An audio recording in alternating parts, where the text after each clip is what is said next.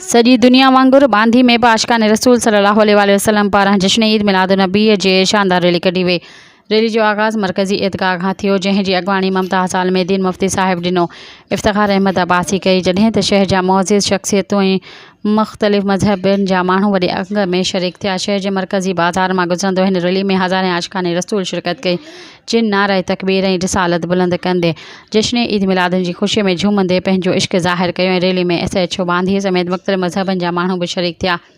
आशिकाने रसूल सल्लल्लाहु अलैहि वसल्लम जे हथनि में साई झंडा खणी लबैक या रसूल अल्लाह जे आमद मुस्तफ़ा जा मरहबा मुस्तफ़ा जा नारा हणंदा या आशिकाने रसूल सुहिणे लफ़्ज़नि सां सरवर काइनात जे बारगाह में वालिहाणे मोहब्बत जो इज़हार कयो। रैली में शिरकत कंदड़नि लाइ शाहनवाज़ रिंद तरफ़ां मिठे पाणी जो शानदार इंतज़ाम कयो वियो, जंहिं में माण्हुनि खे इन दिलि जी गहराइनि सां तौरु मञिया।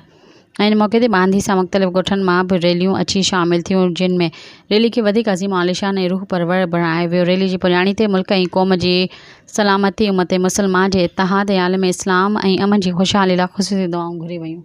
सब्सक्राइब कयो अवामी न्यूज़ HD खे ऐं ताज़ा तरीन ख़बरुनि लाइ ॾिसंदा रहो अवामी न्यूज़ HD।